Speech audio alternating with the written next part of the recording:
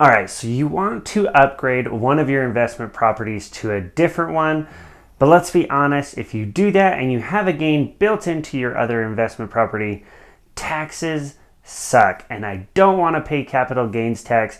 So in this video, I'm going to break down how to use a 1031 exchange to avoid taxes, kick that can down the road so you do not get taxed right now, and swap that property. No, seriously, taxes suck. Like, I don't want to give more money than I absolutely have to our government because I'd rather save that money, invest it, and grow my wealth. So let's do everything legally that we can to avoid as much taxes as possible, and this is a great way.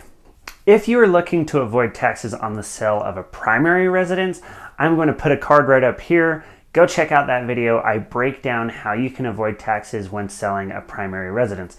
This video is all about saving on investment properties. If you are going to change an investment property to a different one, this is the one you're going to want to watch. There are a lot of crazy nuances to the IRS tax code. That's why they have people that are CPAs and they learn about this stuff. So I will say this, if you are going to go and do a 1031 exchange, please go find a qualified CPA who has experience in these transactions and get their help. It takes a lot of planning, it takes a lot of foresight, so you need someone there who can help you navigate the spider web of the IRS tax code so that you're doing it correctly. But for this sake, this video will go through all of the basics of a 1031 exchange and give you a great framework to know how to do it. If you don't know what a 1031 exchange is, essentially it is a vehicle to allow you to defer gain on sale of an investment property by taking that money and investing in another investment property. You have to do a like kind. It's called a like kind exchange or a 1031 exchange.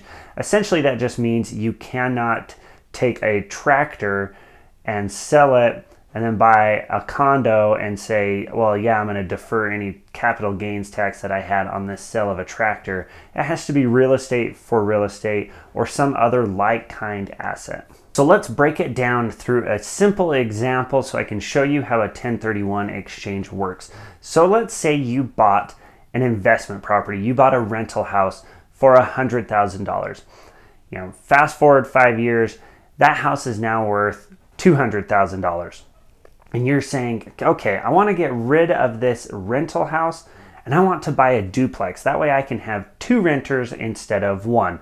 Now, if you went and sold that house, you'd have a $100,000 gain because that house is worth $200,000 now, but you only spent $100,000 on it. Now, a $100,000 gain and you being taxed on it because it is an investment property kind of sucks because that is a huge chunk of money. You'd have capital gains rate, which can be anywhere up to 20%. Most likely it's going to be 15% for most tax filers, but still that is 15 grand in taxes. Now, if I can avoid that, I'm going to, and a 1031 exchange is exactly how to do that. Want more tips on how to save money or how to develop passive income streams? Hit that subscribe button. Now let's get back to the video. So here are the high level rules. 1, you can't just sell the property, take the cash to yourself, and then go reinvest it and buy another property and say you did a 1031 exchange. It doesn't work like that. The IRS is going to say, no, you received cash. And since you received cash, we are going to tax you on that income. And then you would end up going and buy a different property. That's not what you want to have happen. So really there are 2 options on doing a like kind exchange or a 1031 exchange. You can either 1, find a buyer who also has the property that you want to buy and essentially just swap them properties instead of exchanging cash at all. The likelihood of that is probably extremely low because the likelihood of finding somebody who wants to buy your house but magically has the exact same investment that you are wanting to have and will just swap you it's probably impossible. I mean, it's insanely hard to do that. Option number 2 would be to find an intermediary. So you'd have somebody, a third party that you can give the cash to. So if you sell your home, the buyer will give the cash to the third party, and then that third party will hold it and go and buy your investment property for you. That way, The money never goes to you. The IRS won't look at it and say, hey, you're taxed because you received cash, and you just get that other property. Now, this is the part that takes some planning and some foresight, because you have to have that third-party intermediary set up at the sale of your house. You can't go and receive the cash and then give it to them later. So you have to have them set up. Once they receive the cash, they can, like I said, they can go and buy your property for you, but they need to be set up. And when they receive the cash, a clock starts ticking. You have 45 days from the date of your sale of your investment property to provide a replacement investment property to your third-party administrator in writing. So you have to write which property you're going to go and invest to, and you have to provide that to your third-party intermediary. Now, you can give up to 3 properties to them, but the rule is if you give those 3 properties to that intermediary, you have to close on one of those 3 properties. While this 45-day clock is ticking, another clock is ticking, meaning you have 180 days from the sale of your first property to close on the second property. So you have 45 days to tell your intermediary that you're going to buy a specific property, and then you have 180 days from the sale of your house to actually buy that property. Now, if you took your full 45 days to tell your intermediary, this is the property that I want to buy, note that the 180 days starts when you sell your property. So you have 45 days into it. That means you would only have 135 days from telling your intermediary to actually close on the property. The clocks run concurrently, so just make sure you're watching that. There are a few things that you need to be careful about doing. So there is a thing called boot. That is when you receive cash from your 1031 exchange. Not all of it went to go and reinvest into an investment property. If you do receive cash from your intermediary, you will be taxed on that cash as if it is a gain.